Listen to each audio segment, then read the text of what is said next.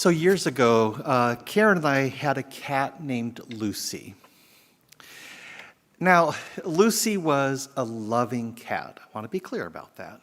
She was a lap cat. She had a heart of gold. But Lucy also had a strong sense of personal propriety. And if you kind of violated that personal propriety, say if she's on your lap and you stood up too quickly, she would take offense. And not only would she take offense, she would hold a grudge. Sometimes, depending on the offense, that grudge would be for an hour. Sometimes for the evening, sometimes for days. And the funny part was, so when she was holding that grudge, so if Karen had been the one who stood up quickly and, scooted her off the lap, Lucy would make a point of sitting on my lap, and so that worked out fine, except for she would not be happy because she wanted love from both people. She would hold out, though, as long as she could, as long as she could bear it. But then when she finally gave up and let go of her grudge, she was so happy. And so I mentioned this because, I don't think that we humans are all that different. I think that we too have a tendency to kind of nurse our hurts, kind of develop resentments and to make ourselves miserable and the people around us miserable too in the process. And I've been thinking about this because, over the last several years, but especially the last year, I've been hearing stories from my ministerial colleagues from, various denominations talk about some shenanigans going on in their congregations. Stories about legitimate disagreements turning into these sort of dramatic episodes fueled by hurts and resentments.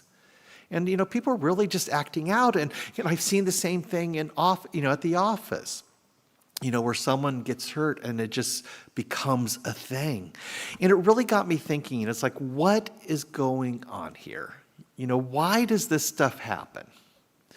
And so I've been mulling that over for a couple weeks. And then I actually came up with kind of a metaphor that I think kind of explains it or illustrates it.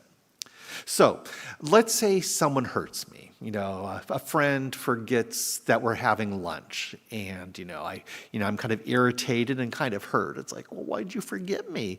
That kind of thing. So I get a little resentment there, but then over time, of course, the resentment dissipates and life goes on, unless I hold on to it.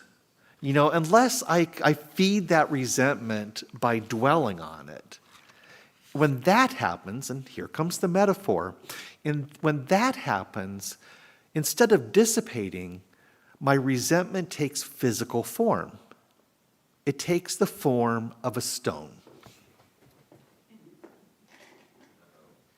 It takes the form of a stone. And the more I dwell on my resentment, the more I nurse my hurt, the heavier the stone becomes, and I have to carry it with me everywhere I go. And the more such resentments I have, the heavier I feel. So I call this the karma stone parable. So, and actually, in fact, some years ago, it's been a while now, a good friend did something that hurt me. Something that made me feel kind of excluded, kind of betrayed in a small way. Nothing too dramatic, but I was hurt. And my friend didn't really see that, didn't really get that, and so the hurt was kind of never resolved. And I kind of carried it with me for several years. And now we were still friends, but for me, that stone was always there.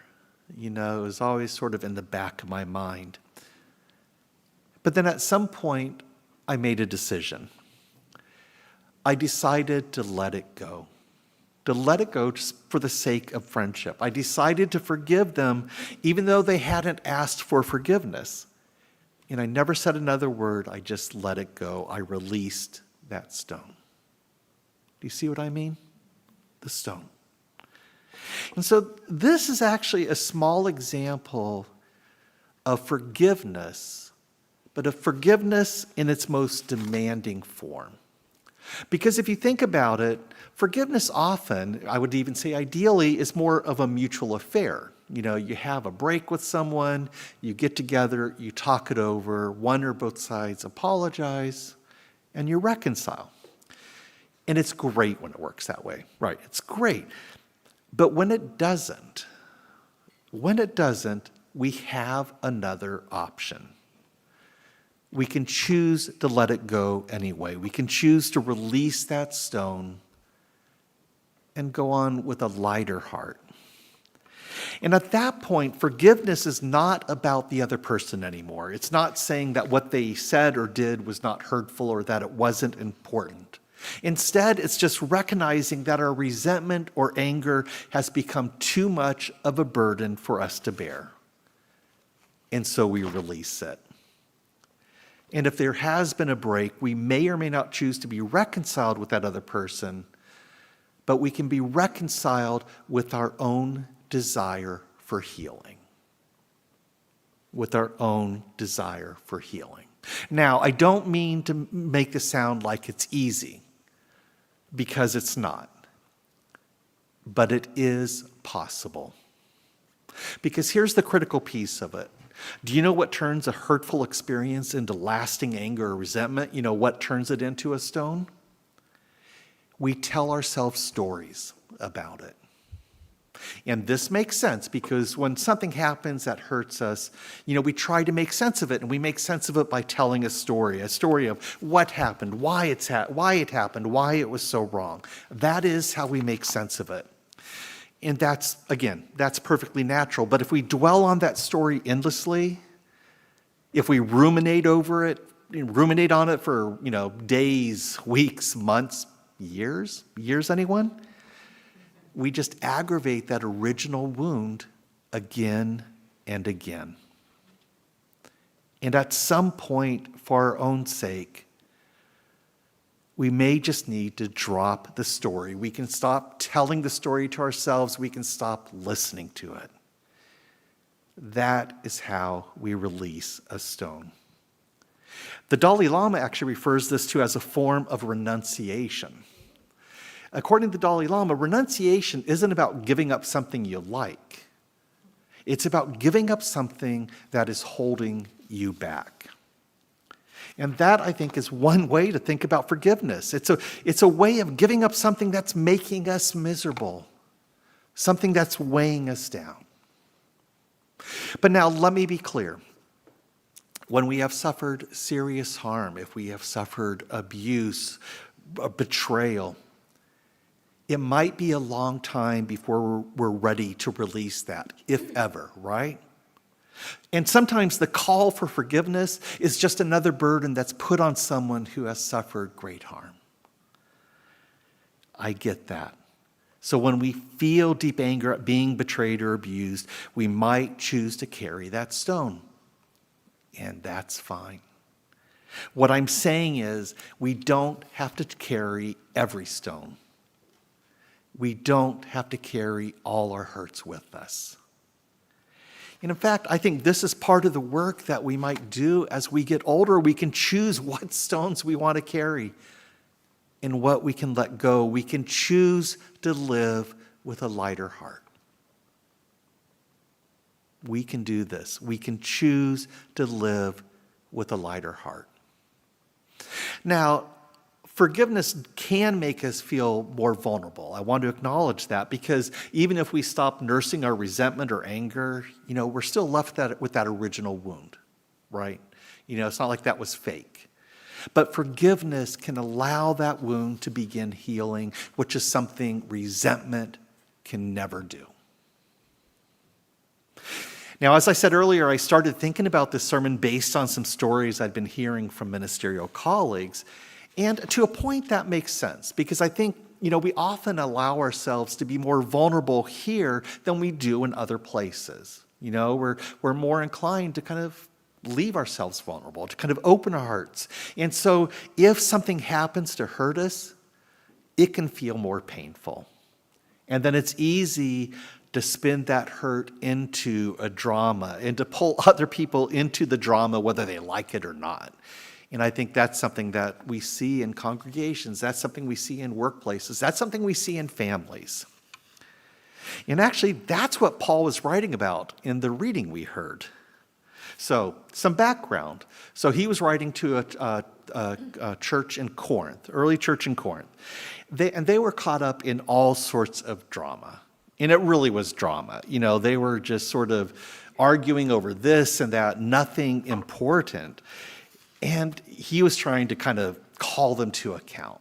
And it's funny because we often hear this passage read at weddings, and it's often read in dulcet ministerial tones, right? But I suspect he was writing in exasperation.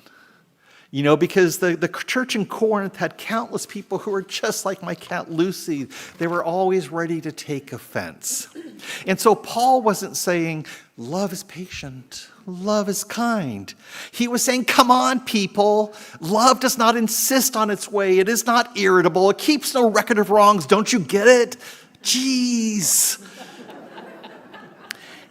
Forgiveness is so essential to the life of a community, so essential to life anywhere where we come together as groups.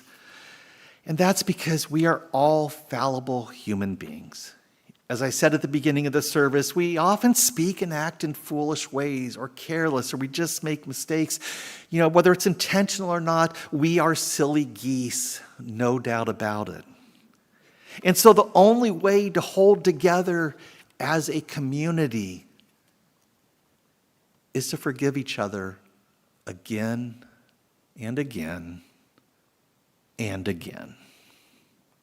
Actually, so another teaching on forgiveness in Scripture is Jesus saying you must forgive your brother 7 times, 70 times, right?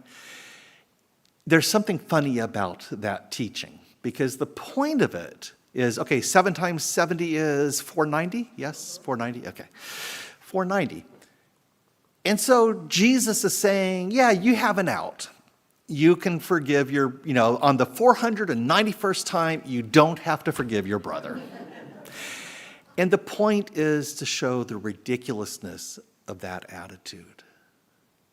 Because if we're going to count 491 offenses, that's probably not really forgiveness, is it? So again, the only way to live together in community, in families, wherever we are with others, is to forgive each other. And, I like how the poet David White, he talks about this as a skill. Forgiveness is a skill, he says, and it's a way of preserving clarity, sanity, and generosity. And he says that forgiveness is actually rooted in understanding. We come to an understanding of what really happened and why it happened, and that's where forgiveness can begin to take shape. But he also notes that, actually, sometimes it takes a really long time to get that understanding, and maybe we don't ever actually get that understanding, and so maybe we can just forgive each other right away and avoid all the drama. And I think that's the point that Paul was trying to make with this passage on love. He was trying to convince people to give up the drama, to let go of their disagreements, let go of their hurts, let go of their resentments, and just love each other. And what is forgiveness but just a full expression of love? That's what Paul was saying. Love bears all things, believes all things, hopes all things, endures all things. Love never ends. May it be so. Amen.